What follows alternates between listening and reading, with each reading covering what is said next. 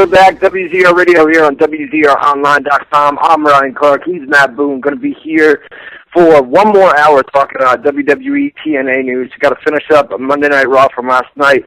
Then we're going to run down TNA Impact real quick, and then we're going to open up the live phone lines for hour number 2 to chat shout-outs as well. Give us a live chat room, WZROnline.com/chat. Hopefully, I tried something during the break with my phone, so hopefully we're sounding loud as shit, bro. Does it? It still looks pretty bad. How people in the chat room, just let me know what's good if it sounds a little bit better. WZROnline.com/chat. I see a lot of people in the chat room talking about ratings. We talked about this in hour number 1, but last night, I don't have these up on the website just yet. Last night, TNA Impact did a 0.6.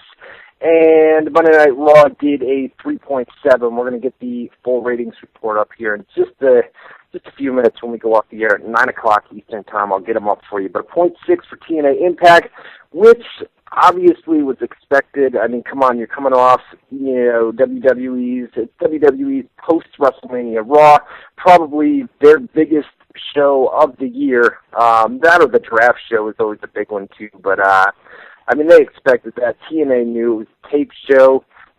I'm not sticking up for TNA. Obviously, a 0.6 rating is fucking horrible for Monday night. But nonetheless, we'll see. Next week will be a big indication of if TNA is going to be able to, withstand being on Monday nights. They're going to run 8 to 10 Eastern Time next week. So they're going to get that 1 hour lead in. The problem with that is you've got NCAA, the championship game is on next week. So that usually affects the Raw number on a yearly basis. So we'll have to, it'll be a big test next week. How do you think TNA will do next week with that 1 hour lead in? You think they'll, I mean, I would say at least. I don't know, man. How the hell do you know? I mean, you after you see what they do next week, you can tell if it's better or worse. You know that much at least. Well, I think that 1 hour, that from 8 to 9, I think they should be able to get their normal Thursday night audience. They should be able to get that 1.0, 1.1, and I think if they can do that, if they can get a 1.0 or above in that first hour, and then in hour number 2, you're obviously going to see a drop, maybe down to a 0.8, but that would still keep you at about a 1.0, 1.1, and I think that's where they want to be. At least, I think they at least want to be above a 1.0 and then build from there. I know ratings are hard to predict, but I mean, that hour next week, I mean, it can't do anything but help them. I don't know, man. On Thursday, they were doing 1.2, 1.1, like it was nothing. Right. The fact that getting an hour jump on Raw and going head-to-head, but getting a free hour on them, and you're hoping for a 1.0, Right. Right. I know. Well, I think it was way too early. Way too early anyways. Like you said, man. Way too early, and they never should have went 9 to 11. That's pointless. Well, 9 to 11 was stupid, man. The 8 to 10 would have worked out. And then not only that, but how many times can you change time slots? You know what I mean? How many times can you say, all right, this week we're going to be here 9 to 11. Next week we're going to be here 8 to 10. You know what I mean? And I know it's only a 1 week thing for next week, but you can bet. I mean, next week, if they, from 8 to 10, if they draw 1.0, 1.1, I'm guessing they're going to move to they're going to do that as a permanent change. You know what I mean? I mean, there's no reason to go back to 9. Even if it doesn't work, it still leaves the potential to work in the future. It's like fighting in MMA. If you're a better wrestler, you don't go on the ground with the guy. But if the guy's also a better wrestler and a better striker, then you're fucked either way. So you just do what you're most comfortable with. Which 8 to 10 at least leaves the opportunity if something great happens on their show and Raw's weak. You never know. It could, but 9 to 11 pretty much guarantees you're going to get fucked up every week. Who's the host next week? Somebody in the chat room will know this. Who's next week's Raw guest host? I didn't plug it last night on Raw. I know Pete Rose, is it? No, Pete Rose was there last week. Oh yeah, okay. So who the hell is it then? I don't know. And another thing, guys, in the chat room, let me know how the sound is coming through. Bill Cosby. Maybe there's not somebody in the chat. Nobody. Oh, they got him for like the next several weeks. Well, I would have thought. They had. It was on WWE.com. People are saying Bill Cosby, but I don't remember Bill Cosby being announced. I thought WWE.com had it. Maybe they don't have one for next week. Yeah, if it had been random. I don't know. If somebody figures that out in the chat room, make sure to post it. It doesn't look like anybody just yet. Maybe they'll announce something later in the week on WZROnline.com. That's kind of weird, huh? Nobody. They didn't confirm anybody on Raw last night, but I know going into WrestleMania, they only had one for after WrestleMania confirmed. But then as the days went by, they were announcing like months in advance people again, and I think they had it all scheduled. So yeah. I don't know. People are saying I'll go to WWE.com right now. We got to talk about. I'll let you run this down while I look up Raw guest host. But last night, the ending segment on Monday Night Raw, we had Shawn Michaels' farewell address. By the way, what up to Mike Salick from SEScoops.com, listening to a little WZR Radio. Loud, big live!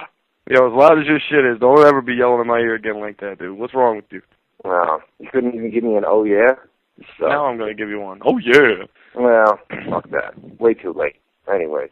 All right, so last night, Monday Night Raw, Shawn Michaels, baby, the retirement speech as it stands right now. One interesting thing, I'm going to let you talk about this while I look for the Raw guest host, but one interesting thing is he didn't say retirement at any point during that speech. He said, there was like a line in there where he made it seem like, I'll be back, but it's not going to be, I don't know what the exact line was. Like the whole speech was him, A, trying to convince himself he's really retiring. Yeah. B, he's trying to convince everybody else that it's real. But at the same time, he knows that it sounds crazy to say that it's real because he's still young enough that, one day, he's young enough guy, one day way down the road, he might want to do something, maybe even a year, 2 years from now, you never know, but...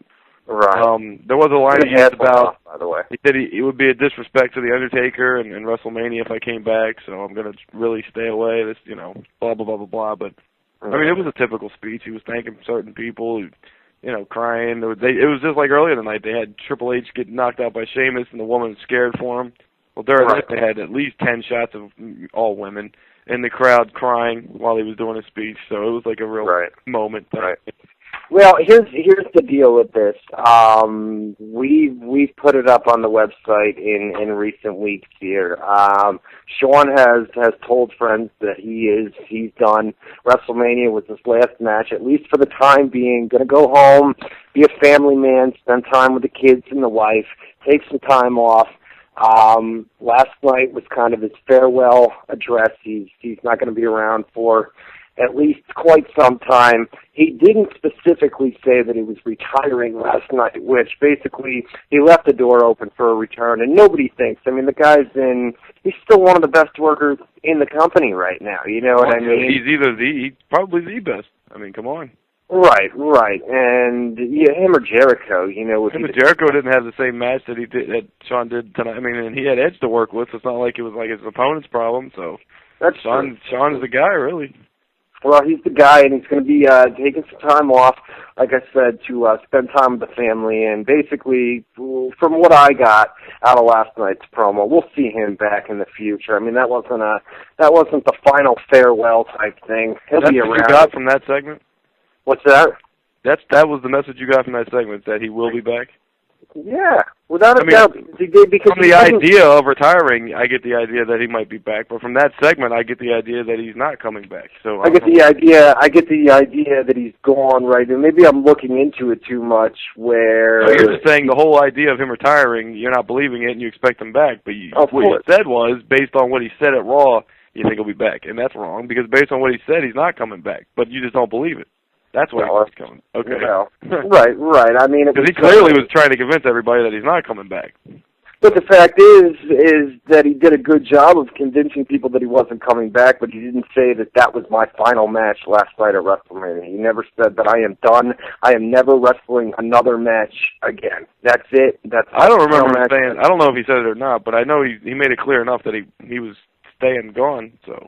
That he was staying gone, but it just didn't seem like a complete retirement where I am done. I'm not never wrestling another match again. It just didn't. They did choose to call it the farewell speech instead of like a retirement. Instead of a retirement, yeah, exactly. And the fact that he never mentioned that he was actually retiring. I'm just trying to get on your side now because I don't agree with you at all. So. Yeah, all right. So you think clearly said he's staying? I think he wants to be done. Whether or not he's done, I don't know. But based on what he said, I think he's done. If we're going just on what he said he's done. That's the message I got. But do I believe Flair said he was on too. You know, no, I don't believe it. I don't believe it. I'm just saying that's what he was saying. You said from what he said, you don't think he's done.